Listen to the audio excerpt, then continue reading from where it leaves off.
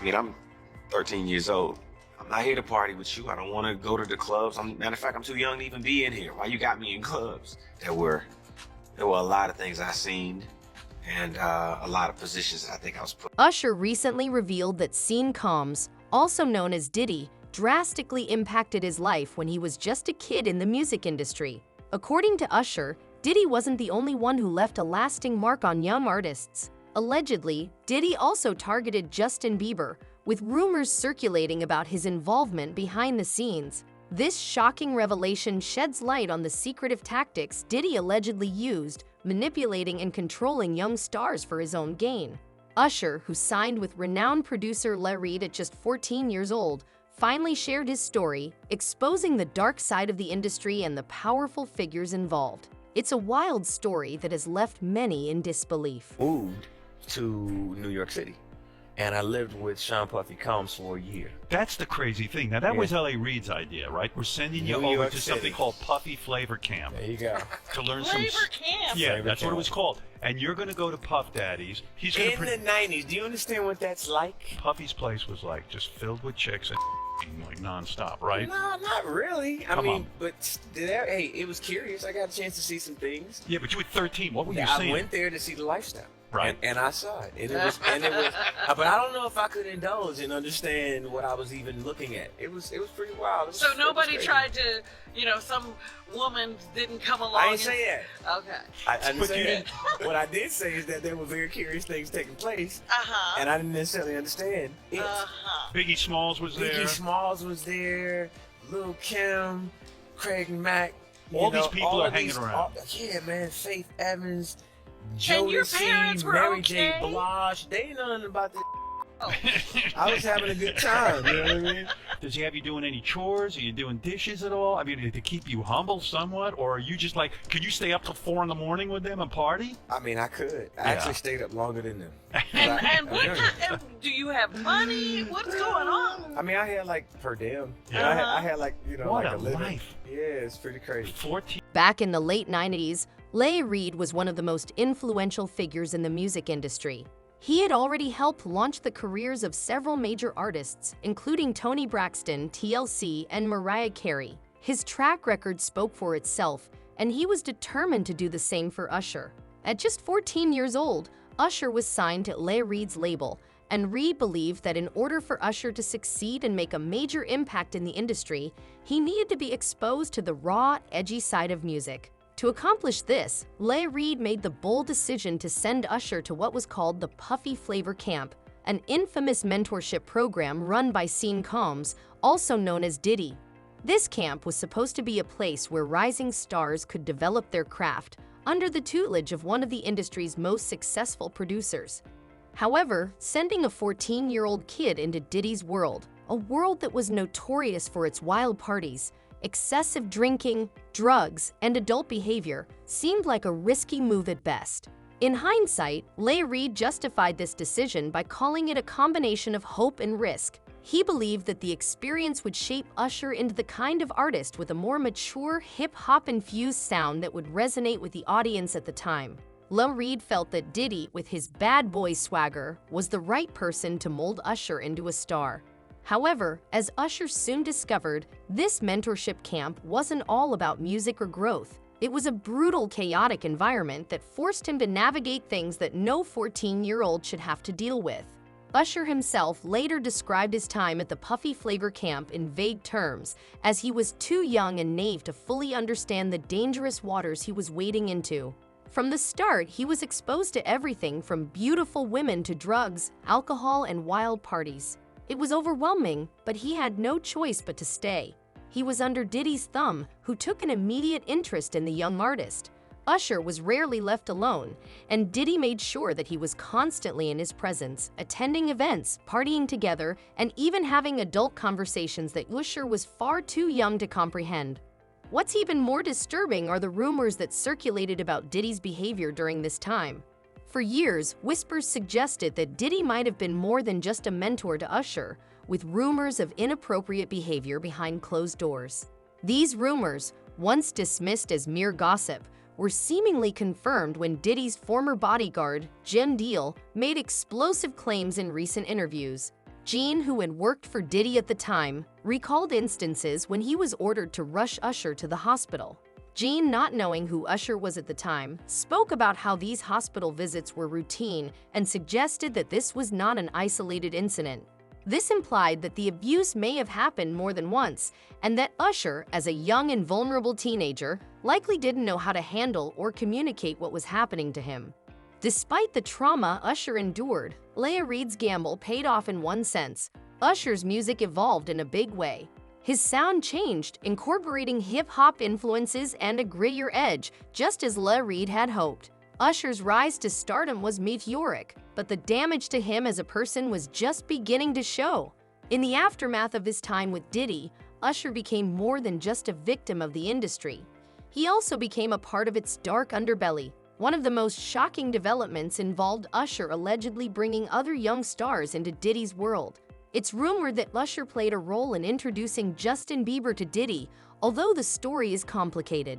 Justin Bieber, a 12-year-old boy at the time, had been discovered by talent manager Scooter Braun after posting videos of himself singing Usher's songs on YouTube. Initially, Justin Timberlake had shown interest in the young talent, but soon Usher became involved. There was some competition between Usher and Timberlake over who would take the young star under their wing.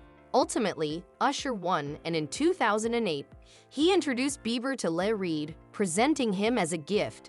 Justin's parents gave their consent, and within a few days, he was signed to Reid's label. But just like Usher before him, Justin Bieber's journey didn't stop there. He too was sent off to Diddy's camp, where he would be molded in much the same way Usher had been. The cycle seemed to repeat itself, with young stars being introduced to an environment that was simultaneously glamorous and dangerous, while Usher's rise to fame was undeniable. The toll it took on him emotionally and mentally has been profound. He achieved success beyond his wildest dreams, but it came at a great personal cost. The question remains, was it all worth it? Did Reid and Diddy's tactics truly help shape him into the superstar he became, or did they irrevocably harm him in ways that will last a lifetime? Yeah, so as soon as you turn 16, you know what I'm saying, I'm gonna let you rock this every time. Right? Like that. Be yours. So, okay. It's a little dusty, but you know, front shot is. Man. Really? Woo. Okay. Okay. Alright, so I'm gonna be driving this next year. Yeah, when you get 16, come down there, you gotta, you know, wear your seat. I mean, I'm 15, you could ride in the passenger seat. I got my permit. Now that, not yet. 16. No, wait. Slow down. Let's slow down, Justin. Okay. Let's slow down, okay? One step at a time. But yeah, the keys is yours. You know, when you get 16, you good to go. I'm good to go. Yeah. Okay. Then, when you get 18, you get the house. You get the mansion. Okay. Yeah. So where are we off to now? Where would you like to go? I mean, wherever you want to go. So check this out, yo. Justin, you ever seen the movie 48 Hours? Right now, he's having 48 hours with Diddy, him and his boy. They're having the times of their lives, like, you know, where we hanging out and what we doing. We can't really disclose, but it's definitely a 15-year-old's dream.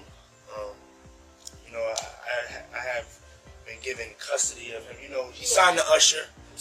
I had legal guardianship of Usher when you know he did his first album. I did Usher's first album.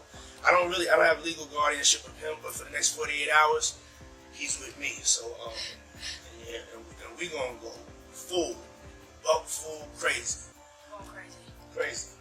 I'm taking this out tonight. What you wanna do? What you wanna do over the next 48 hours? 48 hours. Let's go. Let's just go get some grills. Let's go get some grills. Man after my heart. That's what I'm talking about. Justin's time with Diddy, which was supposed to last a year, ended up being just a few days. However, those days marked the beginning of Diddy seemingly grooming Justin for the industry. Rumors suggest that during this brief period, Justin was allegedly passed to high-profile celebrities for intimate encounters, unable to speak out due to his powerless position. With no one likely to believe him, a young, unknown artist against some of the biggest names in the industry, it seemed like a disastrous situation that profoundly affected Justin. Didn't know what the heck was going on, and so I really took a deep dive in my faith, to be honest. I just went deep into, like, I believed in Jesus, but I never really, like, you know, when it says following Jesus is actually turning away from sin. And so there's no, what it talks about in the Bible, it's like there's no obedience, there's no faith without obedience. So it's like I had faith about, like, oh, I believe Jesus died on the cross for me, but I never really implemented it into my life. I never, like, was like, I'm gonna be obedient. So when did you decide to actually move within the guidelines, and how did you find yourself away from, yeah, I believe in Jesus, but I'm gonna drink or do drugs or sleep around or all these other distractions? How did you get out of that world? What was the turning point? I think it was my perception of who Jesus really was, you know? I'd had really bad examples of Christians in my life who would say one thing and do another. So they were my direct example of who Jesus was. That's why you didn't take it seriously. I didn't take it as seriously because I didn't have good examples. Good role models. Yeah. The way I look at my relationship with God and with Jesus is I'm not trying to earn God's love by doing good things. God has already loved me for who I am before I did anything to earn and deserve it. It's a free gift by accepting Jesus and just giving your life to him, and what he did is the gift. The forgiveness is the thing that we look at him, you know, I'm gonna worship you, God, because you gave me something so good. Do you think that if you hadn't redefined what Jesus was and reclaimed it into something that was worthy of practice for you, which then led you on a path of reconciliation with your wife, do you think the person that the you of then was on a path of self-destruction? Do you feel that you were self-destructing? Oh, for sure. Yeah, I would have, for sure, 100%. Yeah. I don't know if I'd be alive, for sure. It was dark, really dark. In an interview with Diddy, the host asked Justin if Diddy had been treating him well. Before Justin could answer, Diddy quickly interrupted with a joke, telling Justin on live TV that he shouldn't reveal what they'd been up to. At first glance, it seemed like a lighthearted remark, but it came across as more of a subtle threat than a joke. Diddy deflected the tension by mentioning he'd buy Justin a Lamborghini, but to anyone watching, the entire situation felt unsettling and odd. It was as if Diddy was trying to silence Justin without making it obvious. When I watched it, I couldn't help but feel Justin must have been terrified.